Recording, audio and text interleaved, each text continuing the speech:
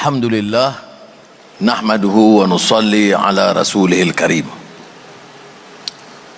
Saudara Timbalan Perdana Menteri Datuk Seri Zahid, Saudara Sivakumar, Menteri Sumber Manusia dan Timbalan Menteri, rakan-rakan menteri, saya nak tahu betapa serius pimpinan kerajaan hari ini melihat peranan pekerja dan tanggungjawab kami kepada pekerja. So lihat dalam barisan menteri-menteri dan timbalan menteri yang hadir.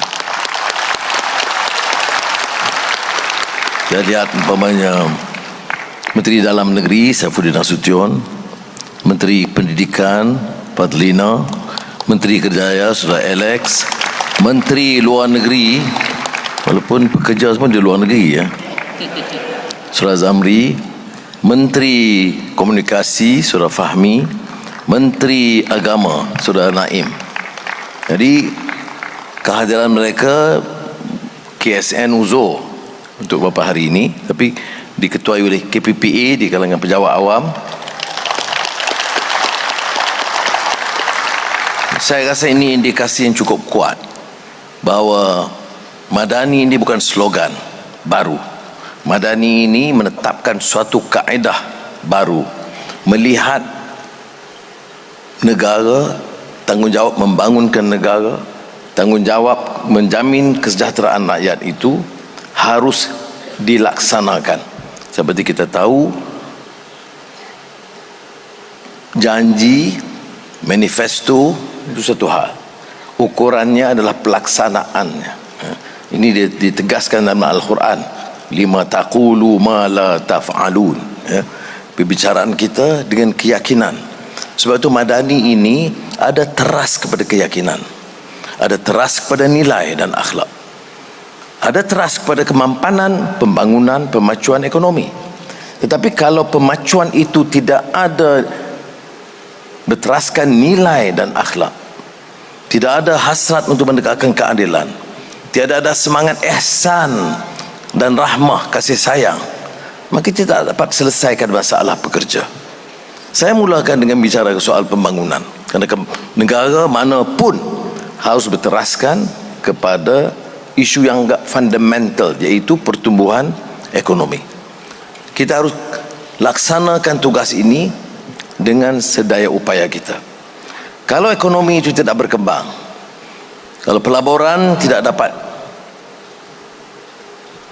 bertambah dalam negara kita, nasib pekerja, pembangunan, pemerataan ekonomi, keadilan sosial akan terhambat. Sebab itu jangan remehkan pekerja sama dengan sektor awam dan swasta. Kita ada dengan Presiden QPEX dan pimpinan, Presiden MTUC dan pimpinan, ya. Dan tentunya diimbangi dengan MEF kerana mewakili majikan. Tapi saya mau mesej ini difahami betul-betul, ya. Apa saja yang perlu dilakukan, baik dasar dan pelaksanaan, harus kita lakukan. Sebab itu saya ucapkan terima kasih, penghargaan yang tinggi kepada pimpinan Kesatuan Sekerja QPEX dan MTUC. Kerana walaupun mereka seringkali terpaksa menuntut, seperti mana Presiden QPEX boleh mengatakan, tiap kali buat kenyataan dia kata, "Tu Sri, saya terpaksa menyuarakan pandangan pekerja." Ya. Saya terima baik. Saya tidak anggap itu satu masalah. Kerana saya tahu Kesatuan Sekerja di Malaysia ini faham bahawa keseimbangan, keselesaan, tanggungjawab jangan sehingga merobekkan institusi dalam negara. Dia boleh tuntut, dan memang saya setuju. Saya setuju sangat dengan tuntutan, kebanyakan tuntutan pekerja. Kadang-kadang kerana sistem di negara kita ini, saya minta rakan-rakan dalam MEF faham, ya, bahawa tanpa rasa selesa di kalangan pekerja, tanpa membangunkan suasana persekitaran yang baik untuk pekerja, produktiviti tidak akan meningkat. Jadi sementara kita tahu tanggungjawab, ada kesan. Kalau tuntutan pekerja itu keterlaluan, maka pelaburan tidak akan sampai. Tapi kalau sikap pelabur-pelabur dan majikan itu terlalu mementingkan keuntungan sehingga mengenepikan kepentingan pekerja, maka tidak akan ada harmoni dalam negara. Jadi keseimbangan ini harus dipertahankan. Kita mau pelaburan, kita mau pekerja, majikan mencatat keuntungan, tetapi kita juga mau nasib pekerja dibela dengan baik. Saya beri contoh yang saya sebutkan dulu, bertahun-tahun dulu dalam kapasiti yang lain. Kita lihat umpamanya peningkatan produktiviti. Malaysia ini catat peningkatan produktiviti. Tapi kadang-kadang kita lihat di syarikat-syarikat yang mencatat keuntungan berbilion ringgit, produktiviti meningkat, keuntungan meningkat, tetapi upah pekerja tidak meningkat.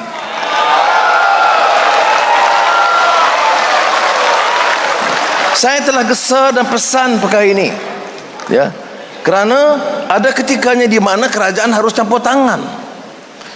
Kita berikan insentif, kita berikan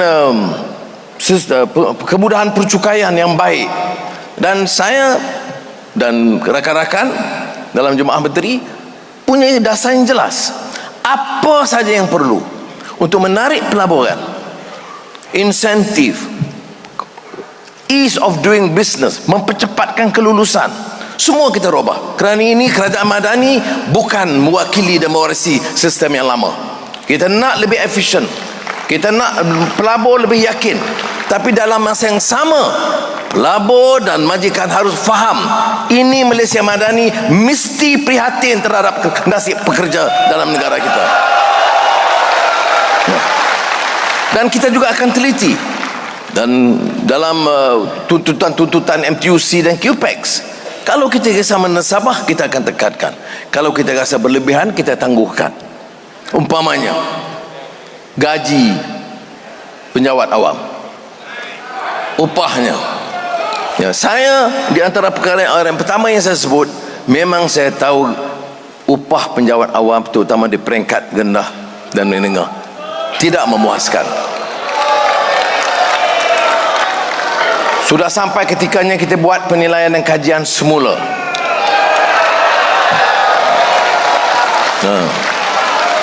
Ini tepuk awal sangat. Dan ini jaminan saya, sudah. Sebagian sudah kenal saya dan kenal rakan-rakan saya, dan kita bagi komitmen. Kita ambil alih dalam keadaan keuangan yang sangat parah, hutang 1.5 triliun, ya. Sebahagiannya kerana iklim ekonomi, sebahagiannya kerana perompakan dan porak-peranda sistem ekonomi. Sebab itu saya katakan, kalau mau ekonomi berkembang, kalau mau hasil bertambah, kita kena lawan dan hapuskan perasuah-perasuah besar ini. Dan saya mau pekerja, saya mau bekerja sama barisan dengan saya. Kita bangkit dan perang terhadap golongan yang merasuah negara ini. Saudara hanya memerlukan RM200 tambahan sebulan. Ya. Ada yang lebih kurang pertambahan yang sudah perlukan. Dan sudah perlukan kan itu bukan untuk membeli mobil besar atau rumah besar, hanya untuk kebajikan pendidikan anak-anak, kesihatan anak-anak. Itu pun begitu sukar diperoleh. Tetapi pembesar-pembesar, pemimpin-pemimpin saup ratusan juta daripada ruang negara. Ya. Saudara, ya, ini pekerja ni gelanggang saya, kerana sudah lebih faham masalah dan derita rakyat. Ya, tapi ada yang mengatakan ini dendam. Apa dendam? Kamu curi ratus juta ringgit, kita ambil tindakan, kita jangan dendam. Ini nasib baik saya berdendam tinggi, jadi bahasa saya kena kawal sikit. Kalau tidak saya gasak betul-betul habis. Ya.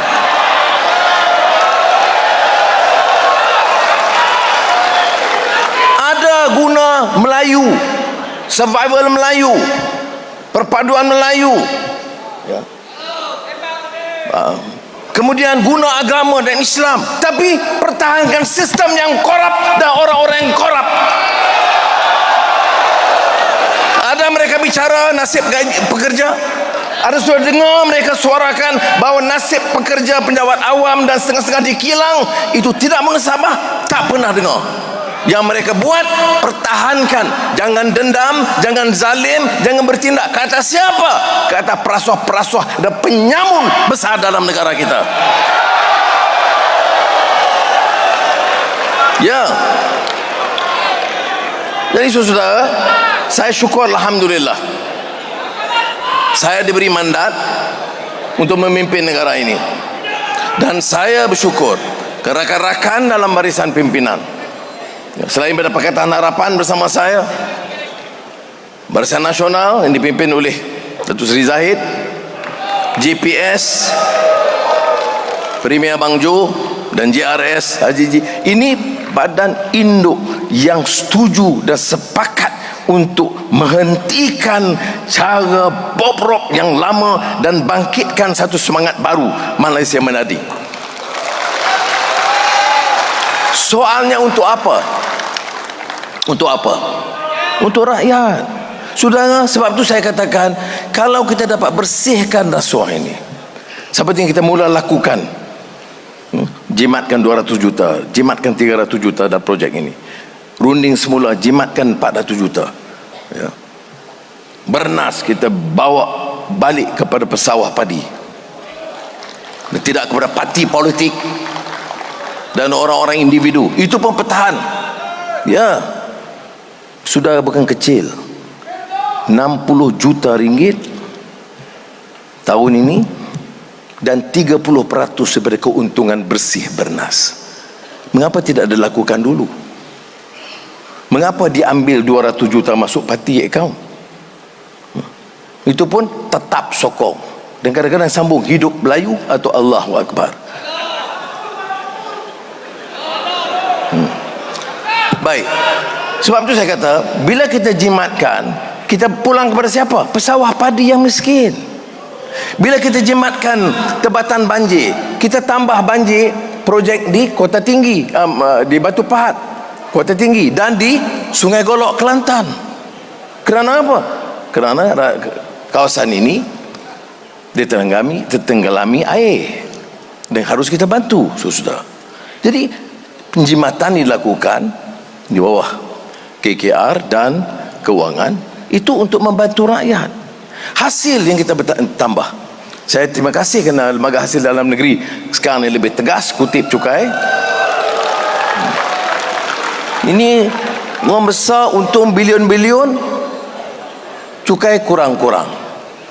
Yang bawah-bawah cukai kita strict. Jadi oleh demikian kita catat penambahan. Saudara, beri kita tempoh seperti yang saya sebut kepada Presiden QPEC untuk penjawat awam. Kalau tren ini berlaku seperti ini, beri saya tempoh 1 tahun. Kalau ada tren peningkatan hasil, yang utama adalah upah penjawat awam. Sementara itu, segala bonus dan apa-apa kemudahan kesihatan, pendidikan yang harus kita bantu, saya akan segerakan sebaik ada keuntungan. Itu sudah saya jamin, saya jangan bimbang, ya. Dan kerana menghormati dan mengiktiraf peranan dua-dua kesatuan gergasi negara kita ini, saya nak pastikan bahawa pengurusan pada badan ini lebih kemas dan cekap. Saya akan tambah 1 juta ringgit kepada MTUC dan 1 juta ringgit kepada QPEX sebagai permulaan, ya.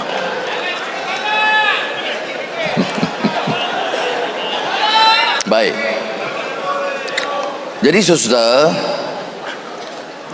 saya tidak mau guna kembali ini menerangkan tentang akta pekerja dan berubah-ubah dilakukan, kerana saudara ikuti perkara ini, dan memang bukan sekadar menteri dan kementerian dengan KSU baru, tetapi kita juga akan meneruskan kerja ini sebagai kerja yang berterusan.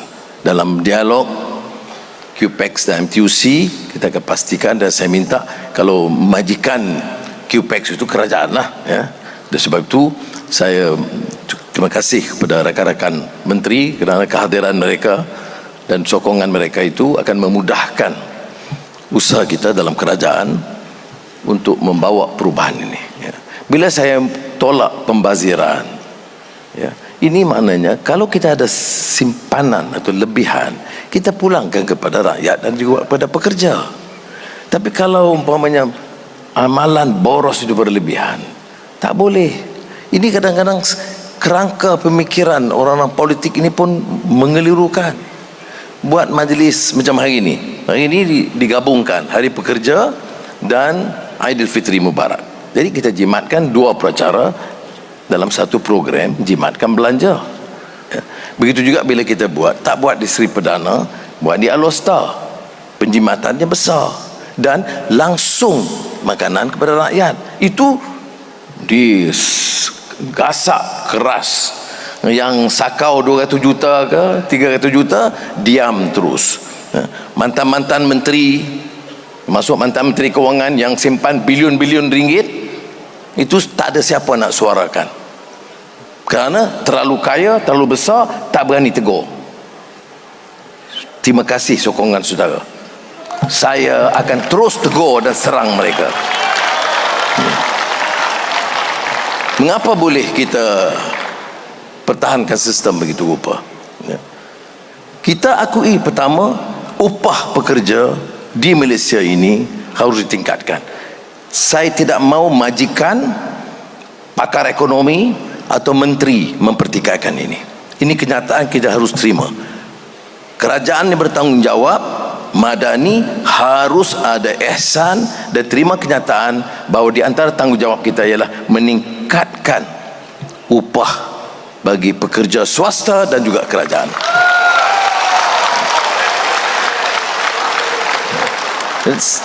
Ada majikan yang bertanggungjawab, betul, tetapi ada yang tidak bertanggungjawab. Masa majikan catat untung 800 juta, 1 bilion ringgit, ada naik upah, kadang-kadang tidak naik. Ada dia fikirkan nasib pekerja, perumahan mereka, pelajaran anak-anak pekerja, jangan fikir yang lain. Ini harus dibetulkan. Sebab itu kerangka pemikiran ini di kalangan pimpinan politik, pimpinan pejabat awam KSU harus faham ini.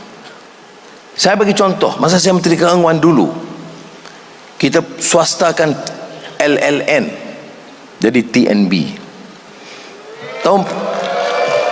Tahun pertama kita catat keuntungan. Jadi mereka datang lapor kepada Menteri Keuangan, keuntungan sekian banyak, 400 juta ada gitu. Saya kata terima kasih, dia mengurangkan beban kerajaan. Soalan saya yang pertama, bagaimana upah pekerja? Ditambah atau tidak? Kita ada tambah sikit, baik. Bagaimana perumahan pekerja di TNB? Belum kita fikirkan. Bagaimana dengan pendidikan anak-anak TNB? Ini baru makna swasta. Ini swasta, untung yang di atas, yang di bawah kekal yang sama. Tidak boleh begitu.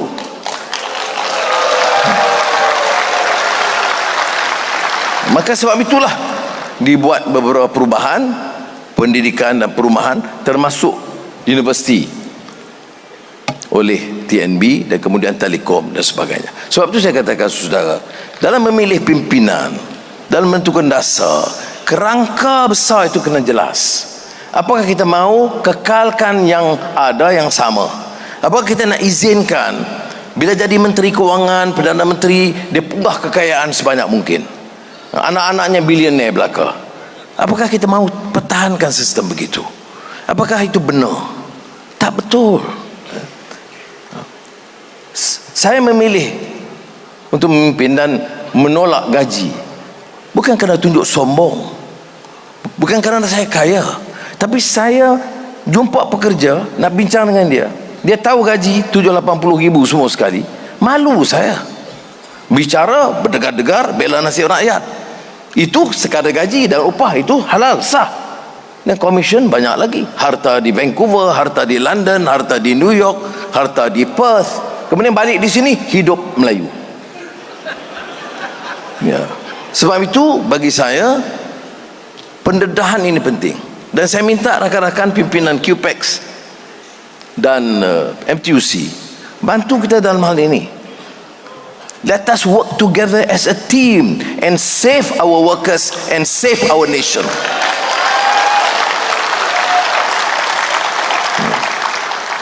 Sudah lihat betapa sukar pelaksanaan gaji minimum pun begitu sukar sekali.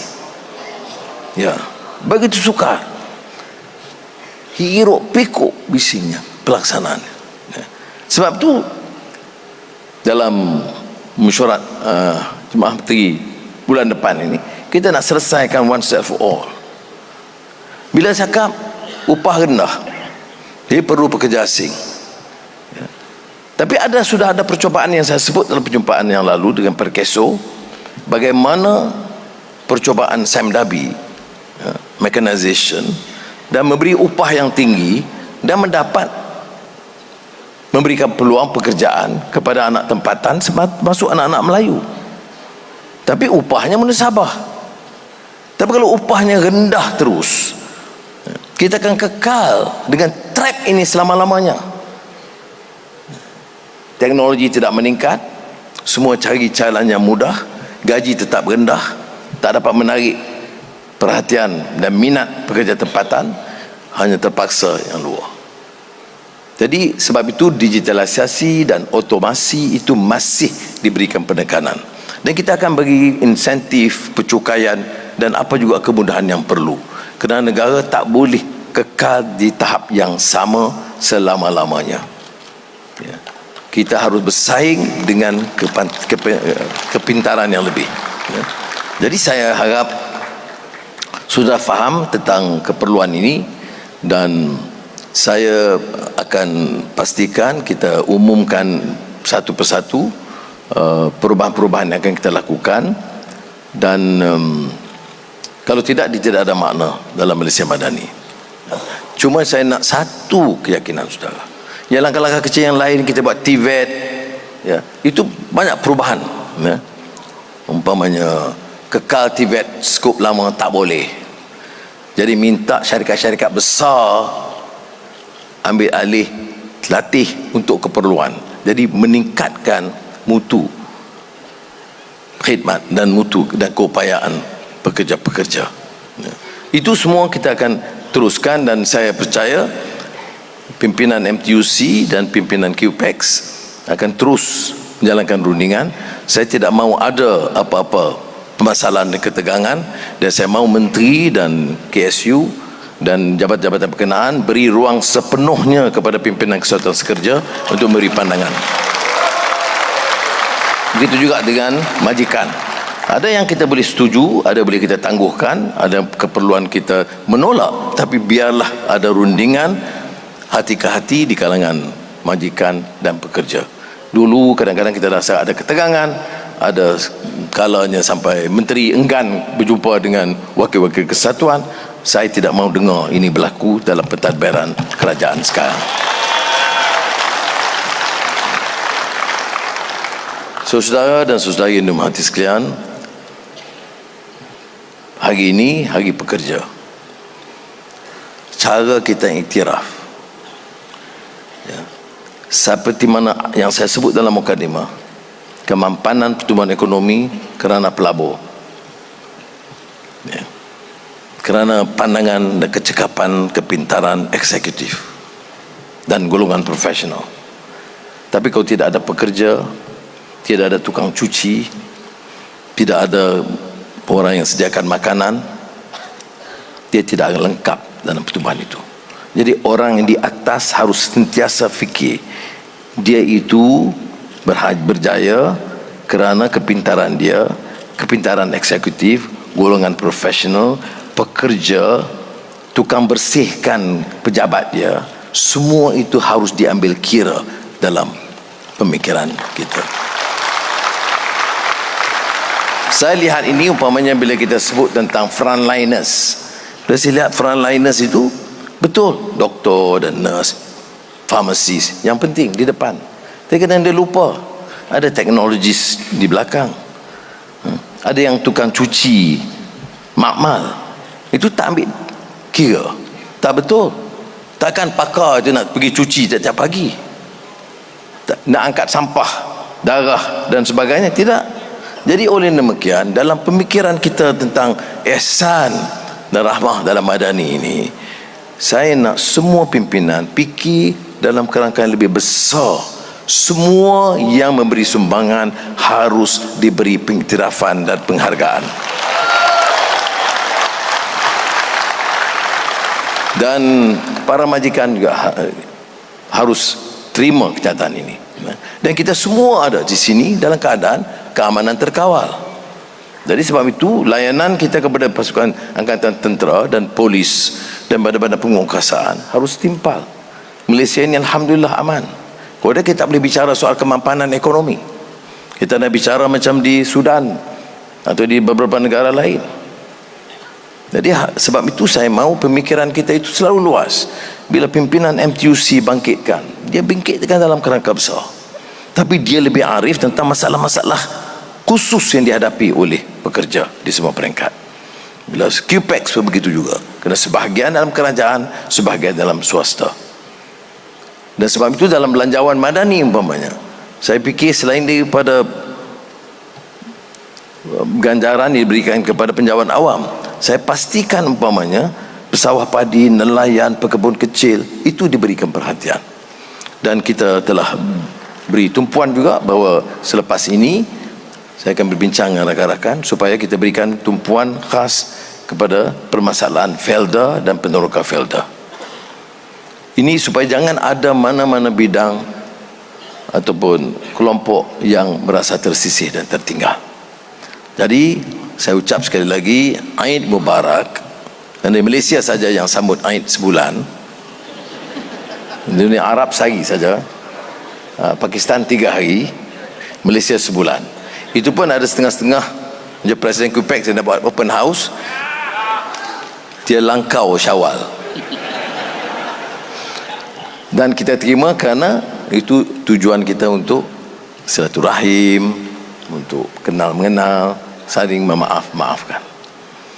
Dan keduanya selain pada Aidilfitri adalah hari pekerja. Saya mahu negara seluruhannya, dari pimpinan kepada majikan, terima kenyataan, bukan saja sambut hari pekerja, tetapi ada tekad untuk mencari jalan yang lebih baik, menjamin kedudukan pekerja yang lebih baik di negara Malaysia tercinta. Terima kasih. Wassalamualaikum warahmatullahi wabarakatuh.